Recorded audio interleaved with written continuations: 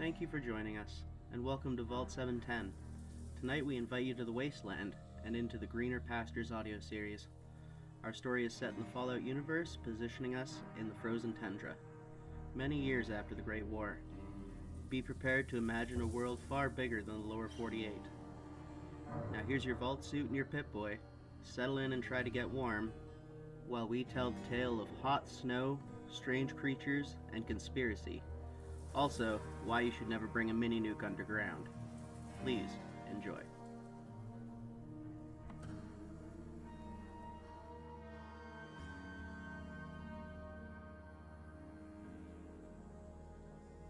Walter Sidney's log.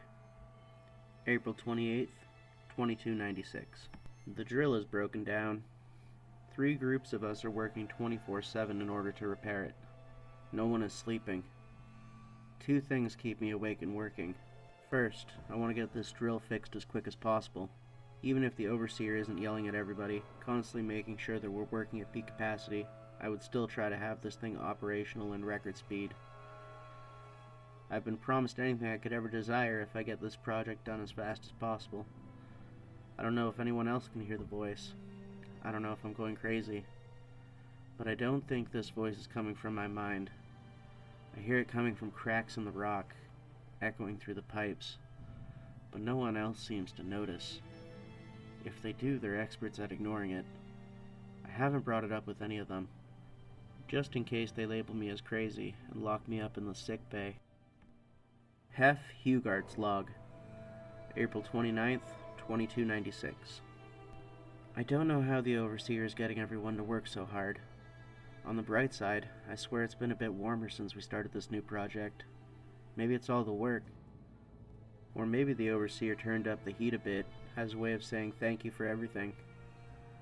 There was a group assigned to dig out the Crundum ore in the area directly in front of the drill. Sonars say it's only a foot-long vein, going up about 3 feet. Once we remove the bit in front of the drill, we can crack the rock behind it and pull out the rest of it. We can set that aside for making steel. The best thing about our vault is the minerals we mine end up becoming the exterior of the vault we live in. As we expand, we use the materials to make new living spaces. Not that it matters these days. Our population has dropped more than when the flu killed almost the entire Anderson family and most of their neighbors years ago. Paul Demeter's log. April 30th, 2296. It looked human. It was pulling something behind it. It refused to drop its payload while it chased me.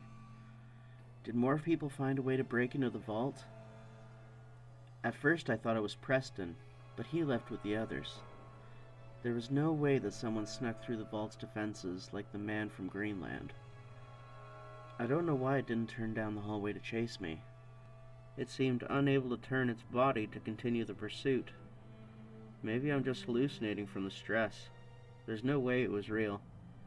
It continued to whisper in my ear as I kept running, an insidious noise that stuck in my mind. I turned to look back when I reached the end of the hallway. It stood staring abjectly at the wall, as if it weren't there. No one's going to believe me. I thought the voices were bad enough, but I'm definitely cracking if I can remotely think that this was real. I knew I shouldn't have taken so many mentats when I was a kid. This is their way of messing with me.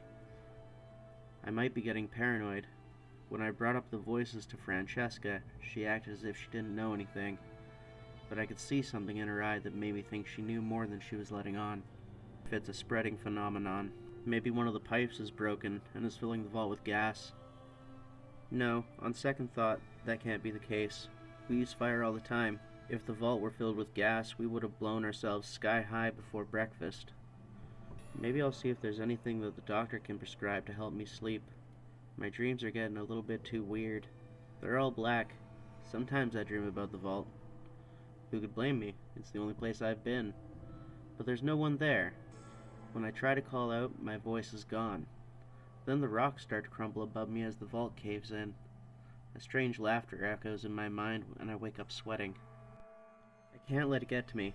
As much as it makes me sweat, I get feverishly excited thinking of the promises. Everything I could ever want if I keep excavating. Even if nothing it says to me is true, finishing this will hopefully convince it to leave my head. I miss being the only person speaking inside my head. The next day was slow going for the dwellers outside the vault. Midway through, they came across a creature partially frozen in the ice. Newton stopped, waiting for the others to catch up. The first thing anyone said when greeted with the sight, "It's a fucking bear!" When they got closer to it, the creature's eyes opened, and its mouth widened, showing larger fangs than the ones they saw the day before. It was unable to move towards them, trapped. Its yells became more mournful as it realized it wouldn't be able to reach its quarry. It took the group longer than they cared to admit to realize that their Geiger counters had spiked when they'd come within the vicinity of the bear. In fact, it looked like it should have been dead of radiation sickness ages ago.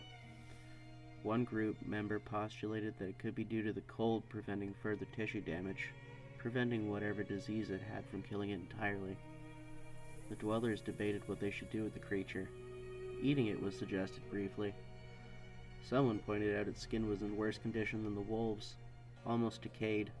Frost built up in spots where skin and fur should be.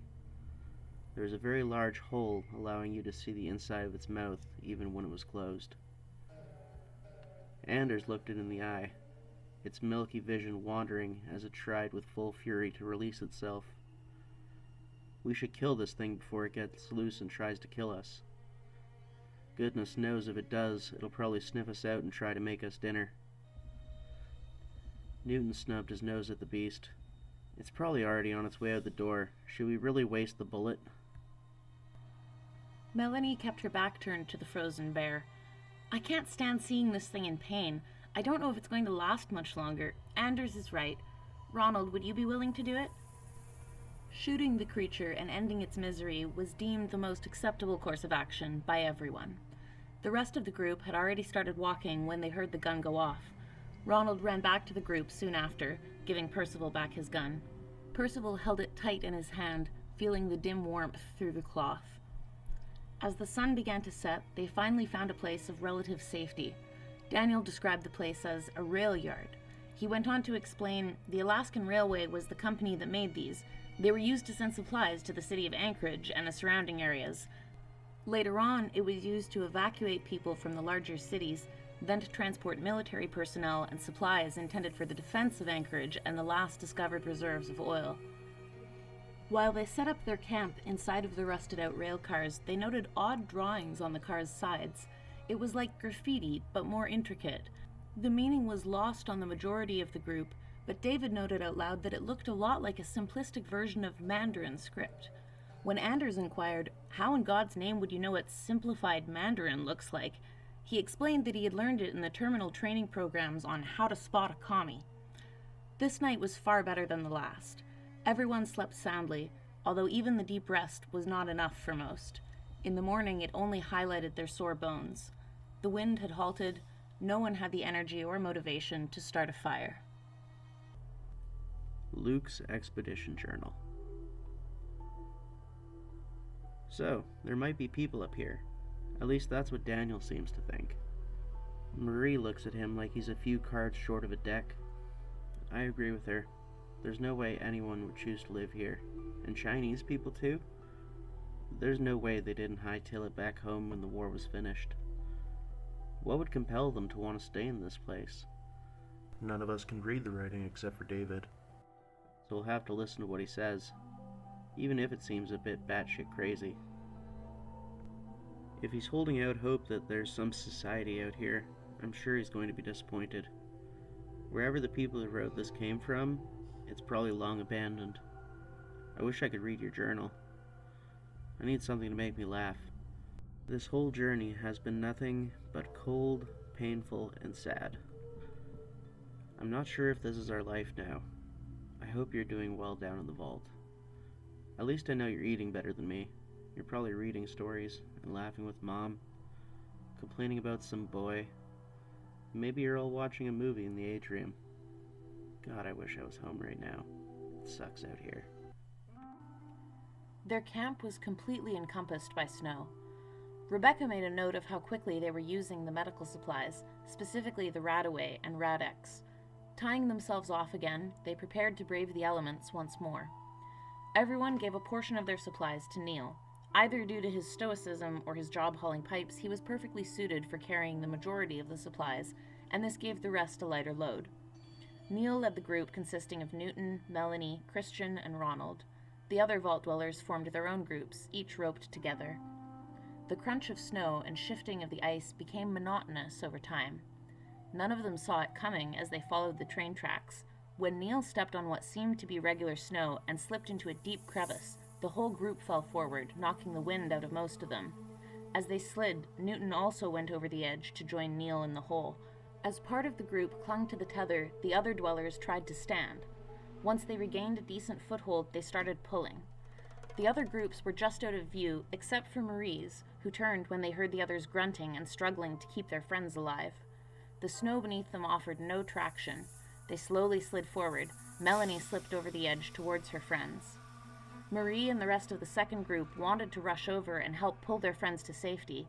They knew they weren't impervious to the new danger they'd just encountered. The ground could swallow them whole if they were unaware. Cautiously, they walked to the group in the back after sending off a flare to warn the others. When both groups were together, they slowly tried to pull everyone back up. Jagged rocks and ice began to cut into the nylon rope tying the dangling dwellers aloft, fraying and stretching with every inch the group ascended. It soon became apparent that trying to pull all three up would be impossible. I'm the heaviest of all of us. I weigh 175 pounds roughly. I've been carrying about 260 pounds, been over-encumbered this whole time. In the darkness, punctuated by cries of Marie telling him to stop, Neil cut himself free. Newton watched as his body disappeared in the distance, a whistling echo ringing in his mind, something he would hear even on clear nights. Screams from below echoed as the rope got lighter. The group pulled the remaining two up with little to no effort. They looked down into the hole after the two were brought up. Neil is nowhere to be seen. With the loss of a third of their supplies and another one of their beloved friends, a few of the vault dwellers broke down, asking the mute wasteland why they'd been chosen to have such hardships when all they wanted to do was find a new home. Was it their crime to seek warmth and shelter in this world? The group was broken, unwilling to continue. Their morale so low not even Daniel's dark humor could revive them. Marie could feel herself starting to crack around the edges. She tried to tell the group that there would be nothing to worry about. They would find supplies in a bunker nearby if they kept following the rail tracks. They would have to go around the tracks in front of them to continue on their way. She was sure they'd come across something that would make their lives easier. This wasn't the end. It couldn't be the end. Newton finally stood up after catching his breath. Of course this isn't the end. This freezing hellscape is always going to have a way to put us in danger. We chose to come out here because we thought things might be better. Well, they're not. We've already lost 2 people, and it's only our first week out in this snowy abyss. We can forget about going back home, or have you forgotten the overseer's words as we left? I think our only option is to head to the city of Wainwright. I'm sure I'd get a welcome reception there. It could be a new home. Screw this Greenland nonsense. I mean, do you think it's really green? It's just a name, you fools. No one was in the mood to argue with Newton. Whether he was right, wrong, or simply in the throes of fight or flight was irrelevant to them. After circumventing, taking another look for Neil, the group decided ultimately to continue on their way, even without their supplies. The group slumped on. No one had brought up the idea of turning back except Newton. Even if they could, they were too far to make it back with what little they had. Their only saving grace being that the tent supplies were being used as a sled to ferry the injured. They were not with Neil when he went down. The rationing of the remaining food was hard. It didn't take much longer than a couple of days before they were clean out of food and water. The toll it began to take was slow coming. It was made worse by the constant exhaustion. The railway was still their best option for finding resources, hopefully by coming across a bunker, a town, or a city. Marie began to obsessively check the maps and asked Daniel to talk to her. To her, his opinion was crucial when they came upon junctions where the railway split. Written over the faded railway signage along the tracks was more of the Chinese script David had identified. Buildings appeared in the distance, separated by rocky shores. They reached the small town, quietly situated by the Arctic Ocean, Kotzebue. A ghost town, only accessible by walking across an old bridge over the open water. Percival remarked from the sled, "This town couldn't have held more than 500 people in its time. That's only about 5 times more people than we had in the vault." As they walked across the bridge, a few stopped to take a look over the edge, cautious not to slip into the wet, cold expanse. Floating ice washed back and forth. Between the ice, just below, in the shallow depths, a long worm-like creature undulated, just barely perceptible to the naked eye, swallowing anything in its reach. They forced their eyes to look forward, and tried not to dwell on the true length of the creature below. Luke's Expedition Journal. We did it. We finally made it to a real town. We're not sure what we're going to find here. Hopefully food and shelter. Daniel still thinks we're going to eventually run into people. No one has the energy to tell him how stupid that is. We haven't run into a single piece of evidence indicating that anybody stayed here.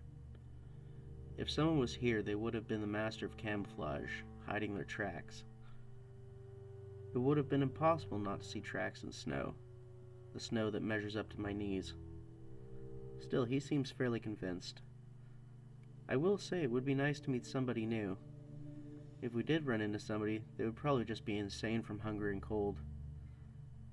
Not exactly the qualities that make for an exceptional conversationalist.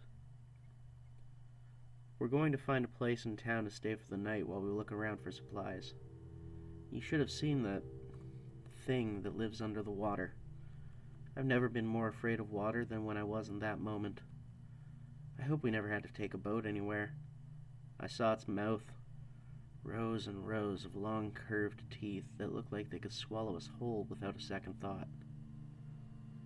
I wish my mind didn't go back to these dark places when I think about it, but I can't help but wonder, what does it eat? And then I wonder, what else could eat something that's so massive? Overseer's Log, May 5th, 2296. The oil is getting lower by the day. We need to keep working. No, we need to be working harder or we'll run out of juice for the drill. It's draining more fuel than practically everything else in the vault. On the bright side, it puts out plenty of heat. The dweller they found wandering in the hallways leading to the excavation wasn't making any sense initially.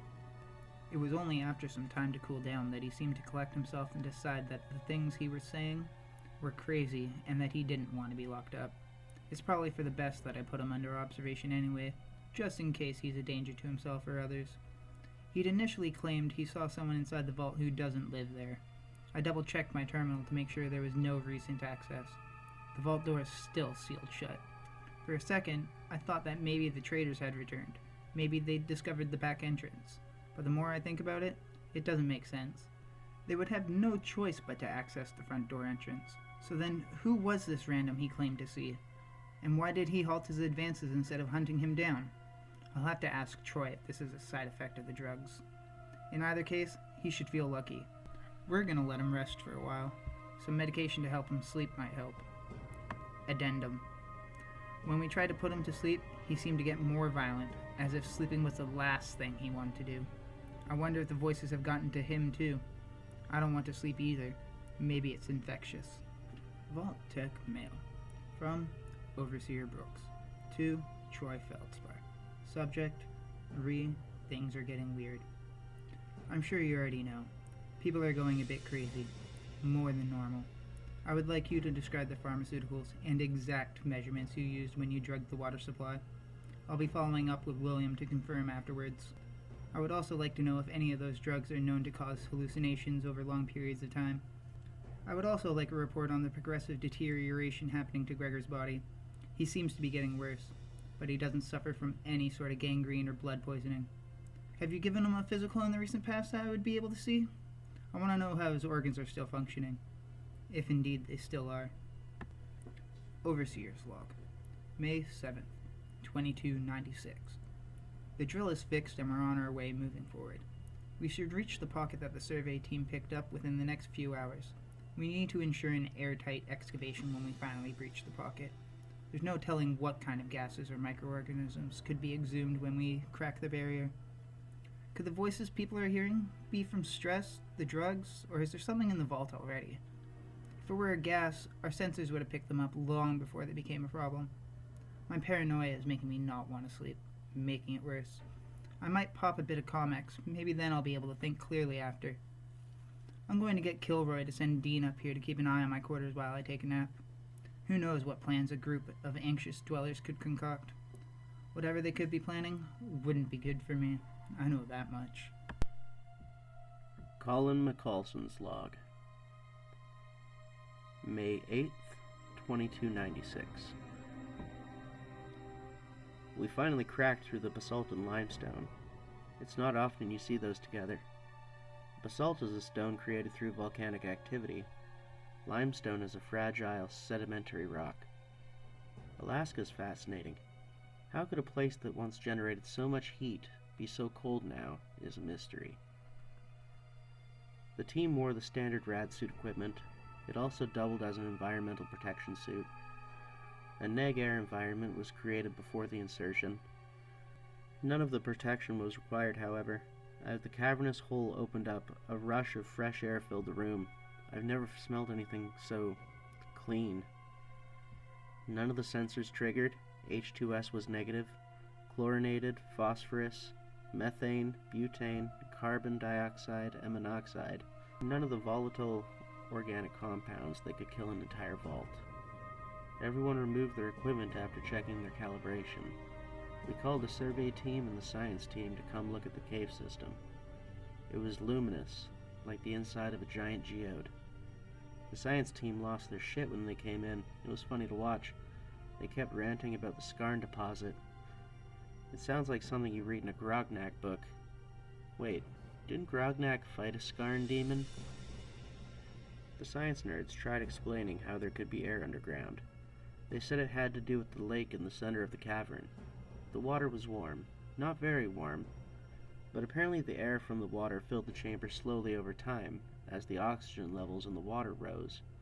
Diffusion, they called it. The teams are busy right now recording everything and taking samples. Luke would be having a field day if he were here. I miss that guy.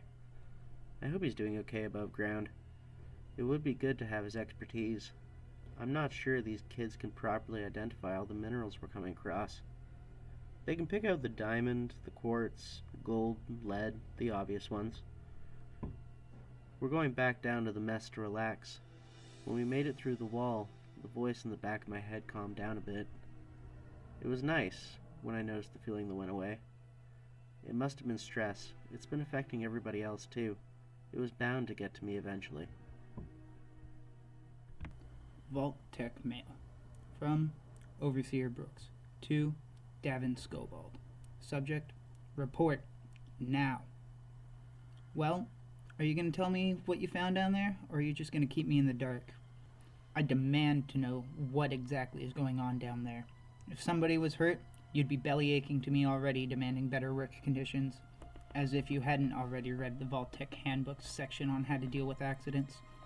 What type of materials did you find down there? I know there's no need for the neg air environment. So, do you have good news? I'll be expecting someone from the survey team to be up in my office in the next couple of hours with a full rundown. Any important materials are to be inventoried the moment they are excavated and moved to their respective departments. If there's anything out of the ordinary, you'd better lead with that or I'm going to lose my patience. Remember, you're doing this for the good of the vault, and the vault needs to know what's down there. Be careful. It could be slippery. We don't need any more accidents. If you happen across any oil, be sure to get it sent in for analysis post-haste. That's an order. Keep up the hard work. Syl McMurphy's log, May 11th, 2296.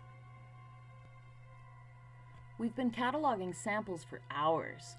I know this isn't what the overseer was looking for, but I couldn't imagine anything more magnificent.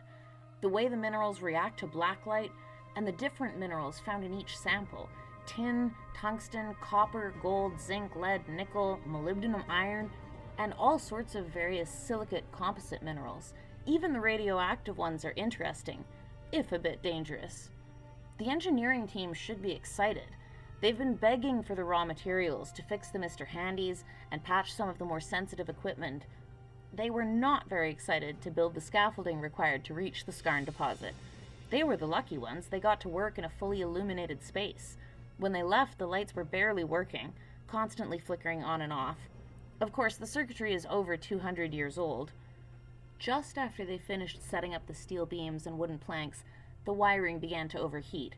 Years of wear taking their toll on the enamel insulation. At least, that was their excuse. It took a great deal of effort to not yell at them. The lights lasted a bit longer than I thought. When they finally did crap out, my team wasn't too impressed. They realized we would have to fumble around in the dark using flashlights. The task was made all that much more difficult by the blinding reflections of our lights bouncing off the crystals that protruded from the cave's walls. At one point, I thought I saw ripples cascading along the large lake below us. I tried to ignore my thoughts, to rationalize. There couldn't be anything living down there. The ripples were definitely caused by water dripping from the stalactites. They made a light splashing sound as they tumbled against the rocks. It wasn't a place I'd like to swim, regardless of its beauty. Even with the brilliance all around, it was impossible to avoid the foreboding feeling that came from looking into the depths of the water. I could hear the sounds of the water, but it was impossible to see more than maybe 10 feet down. The dark made it easier to reason with myself and convince myself the shadows I thought I saw swimming beneath the shining depths were nothing but a trick of the light. I started to hear it again. The voice came back while we were mining. At least, I could hear it. I didn't want to say anything. I'm still not sure if anyone else could hear it. It was insistent, telling me to look down into the abyss, urging me to loosen my muscles and fall into the inky darkness. I was lucky that when my body started slacking, Jamie looked over to me and asked if I'd finished collecting the samples from my section. If it weren't for her words, I might have slipped into nothingness with nothing to hold me back. The voice went away again after I got back down to the bottom. My adrenaline was barely enough to get me back to ground level. It started getting quieter as we descended the rickety staircases and walkways. When my body started to relax and get tired, I still couldn't forget the things I heard. I don't think I'm going to go back up there without getting the lighting fixed. We can excavate the whole thing and bring it back down here where we can examine it properly, somewhere I can sit. I'm going to talk to the science team lead about it tomorrow morning, after I give engineering a piece of my mind. The town had been utterly ravaged by the weather. Metal snapped in the cold, glass was shattered, collecting in drifts like snow between the buildings. Doors were wide open, welcoming snow and debris to tumble inside of each shelter. The town was completely devoid of vehicles, as if they'd all been pushed into the ocean the moment the bombs fell. Still, most of the technology in the building was intact. In a few minutes, they found still functional terminals that flickered with emergency power. They used these to get more general information about the surrounding area, and some couldn't resist reading the notes of long-dead people, enjoying the gossip from hundreds of years ago. The United States Postal Office was large enough to fit everyone. They spent the next couple of hours removing the snow from the building's main hall with ancient, rusted shovels. When they finished clearing out their place of rest, they began to spread out in search of supplies from the old town. Across the road was the armory, still intact with a few munitions semi-operational. The Kotzebue water plant was the best find. Unlike everywhere else they entered, the water plant looked like it had been in use rather recently. It contained a meager amount of purified water, which they quickly rationed and drank. For the first time in a while, the dwellers of Vault 710 found a warm place to rest. With a small amount of work, the pre-war heaters were fixed and turned on. Their stomachs began to yearn in unison, and they set about cooking the remains that were in the Kotzebue Freedom Store. Allison Peacenickel came back to the group to find them cooking outside the post office. She sat down by the fire, warming her hands. Marie asked her where she'd been gone to and why for so long. Her response was something expected at first, however, it got slightly darker as she went on. I went by the hangars and checked out the terminals in that area. I was hoping to find some ethanol in storage. A drink sounded good at the time. I found something else on the terminals. It would seem like this was a flyby point. Our ancestors flew from here to the vault. Our people took planes here from the mainland, received their jobs and vault supplies, then flew to Noatak, Alaska, where they became employees. After that, it was used as a pit stop for fuel and supplies for the armed forces. This one file was really strange, though. At some point, a vertibot came back through this area carrying 2 people and some kind of an artifact from the vault. But when it landed, no one was alive on the plane. The co-pilot was gripping the artifact so tightly in his hand, they had to break his fingers to remove it. He'd used it to bash in the pilot's skull. Daniel scoffed in Allison's direction before turning back to the pork and beans. You're just pulling our legs. There's no way you found anything like that. You probably did find the ethanol, and now you're just having a laugh. Allison walked past Daniel to head inside. As she passed, she muttered, I'm dead serious. I saved it to my Pip-Boy to show everyone. This place has some bad history. We probably shouldn't stay long. We hope you enjoyed our story. Thank you again for joining us. If you'd like to hear more about why war never changes, please subscribe to get regular updates on the adventures of the dwellers from Vault 710. If you're excited about the expanding Fallout universe, please feel free to tell your friends and spread the word. If you'd like to contribute, we invite you to join our Patreon. Subscribers will get access to episodes 1 week early. Our hope is that these stories help fill the void of being unable to play Fallout 5.